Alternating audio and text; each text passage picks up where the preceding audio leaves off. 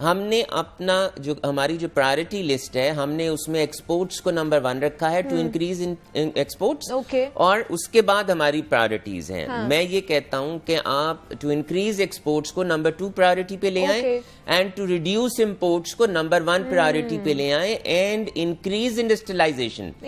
اپنی local industry کو boost کریں, آپ اس کے امپورٹ سبسٹیٹیوشن کی طرف جائیں. اور اگر آپ کا ایک انڈسٹریلسٹ آپ کو ٹیکس نہیں بھی دیتا تو اس سے کہیں دوسری انڈسٹری لگاؤ اس ملک کے اندر, اس ملک میں انویسٹمنٹ کرو.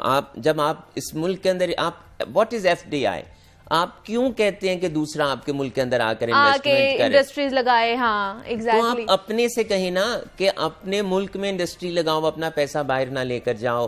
جب آپ انڈسٹری لگائیں گے روزگار ملتا ہے, آپ کے سیکٹرز چلتے ہیں, آپ کا لا اینڈ آرڈر امپروو کرتا ہے. لیکن کاشف صاحب بہت سے لوگ ہیں, اب جس طرح پولیٹیکل انسٹیبلٹی چل رہی ہے, وہ کہتے ہیں کہ ہم کس طرح اپنا پیسہ لگا لے, ڈوب جائے گا, آگے کا کچھ پتہ نہیں ہے, کیا کریں گے ہم لوگ. پھر یہ بھی ایک مائنڈ سیٹ بنتا ہے. میں وہی تو کہہ رہا ہوں, یہی تو مائنڈ سیٹ ہے, یہی تو ہماری بدقسمتی ہے کہ وی ڈونٹ نو کہ کل کیا ہوگا. ہمیں دیکھیں, آپ کے کسی ملک میں بھی انڈسٹری نہیں لگتی, کسی ملک میں بھی اکانومی تب تک نہیں چلتی جب تک انہیں یہ نہ پتا ہو کہ اس کے ملک کے اندر پولیٹیکل سٹیبلٹی ٹھیک ہے. کل کو رجیم نے آ کر کیا چینج کرنا ہے, ڈونٹ نو. کل کس کی گورنمنٹ آنی ہے, ڈونٹ نو. ابھی بھی آپ دیکھ لیں کیا ہمارے چاروں صوبوں میں اور ہمارے فیڈریشن میں ہر جو گورنمنٹ ہے وہ علیحدہ ہے. تو دیکھیں, جب ہم لوکلز اس بات کو دیکھ رہے ہوتے ہیں تو جو باہر بیٹھا ہے وہ اس سے زیادہ باریکی سے آپ کے ملک کو دیکھ رہا ہوتا ہے. آپ کے ملک کے اندر دیکھیں, آپ مجھے یہ بتائیے, ہم کہتے ہیں کہ ہم نے ایکسپورٹ بڑھانی ہے, آپ کی ان پٹ کاسٹ بہت مہنگی ہو گئی ہے. کیا اتنا, ابھی ورلڈ بینک کہہ رہا ہے کہ $40 بلین کا نقصان ہو گیا. ہم نے کئی بلین ڈالرز کا پانی بہا دیا سمندر میں, کیا ہم نے سیو کیا؟ کوئی ڈیمز نہیں ہم نے بنائے. ایگزیکٹلی. آپ کو یہ پتا ہے پاکستان واٹر سکیرس کنٹری ہونے کے لیے جا رہا ہے, ہماری اگلی لڑائی واٹر کے اوپر ہوگی. بالکل ایسے. تو کیا ہم نے کوئی واٹر ریزروائرز پہ کام کیا ہے؟ ہم نے ڈیمز پہ کام کیا ہے؟ ہم کیا کر رہے ہیں؟ اگر ہم میں تو یہ کہتا ہوں آج بھی سٹارٹ کر جائیں گے نا تو 10 سال کے بعد وہ پھل دے جائے گا. بالکل ایسے. جو پیچھے ہو گیا ہم اس کو چینج نہیں کر سکتے, لیکن ہم آج تو بہتر کر سکتے ہیں. اس پانی کو ہم محفوظ کر سکتے تھے, ہم نے نہیں کیا. مطلب عوام کی فلاح و بہبود کے لیے پالیسیز نہیں بنائی جاتی, اپنے مفاد کے لیے بنائی جاتی. دیکھیں, مجھے یہ نہیں پتا کہ اپنا مفاد ہے یا نہیں ہے. دیکھیں, عوام بھی چل رہی ہے اور عوام کے لیے بھی کام ہو رہے ہیں, لیکن شاید پاکستان کے لیے کام نہیں ہو رہے. ہمیں پاکستان کی بقا کے لیے کام کرنا ہے, پاکستان کی فیوچر کے لیے کام کرنا ہے.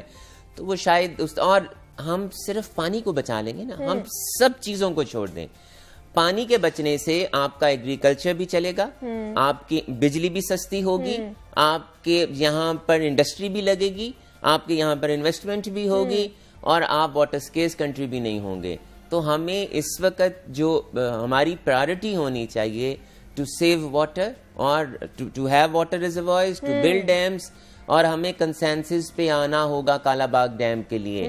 اگر ہم نہیں آئیں گے تو جب تاریخ لکھی جائے گی تو پھر ہم سے سوال ہوگا کہ کیوں نہیں ہوا. اور اللہ تعالیٰ ہمارے ملک کو محفوظ رکھے. ہم اسی طرح ہمارے لیے آسانیاں, دیکھیں اللہ تعالیٰ نے بہت کرم نوازی ہے, کر رہا ہے. ہم اگر اکٹھے ہو جائیں گے تو ہم ملک بچا سکتے ہیں. ہمارے ملک میں بہت پوٹینشیل ہے. کورونا میں ہم نے یہ ساری اگزامپل سیٹ کی ہیں کہ 3 سال کا عرصہ ہم نے بہت مشکل سے گزارا ہے, لیکن الحمدللہ ہم نے پھر بھی بڑے اچھے طریقے سے اس کو کوپ اپ کیا. پوری قوم نے یکجا ہو کے یہ چیز کی. ہمارا بہت پوٹینشیل ہے, لیکن دیکھیں, آپ اگر آپ کے پاس پتھر ہے اور اگر آپ اس کو تراشیں گے نہیں تو وہ ہیرا نہیں بنے گا, وہ تو پتھر ہی رہے گا. تو اس پتھر کو ہمیں تراشنا ہے ہیرا بنانے کے لیے. تو یہ ہماری ذمہ داری ہے. I am also responsible being the head of the Lahore chamber.